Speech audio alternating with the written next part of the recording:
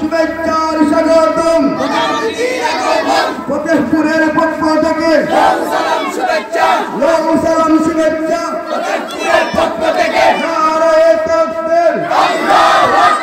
সভাপতি সাহেবের আগমন শুভেচ্ছার স্বাগতম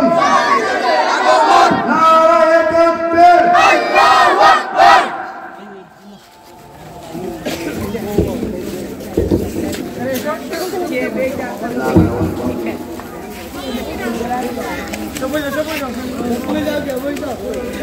মাশাআল্লাহ আমরা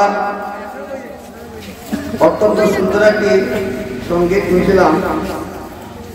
তাদেরকে মুবারকবাদ জানাই এত সুন্দর একটি সঙ্গীত পরিবেশন করার জন্য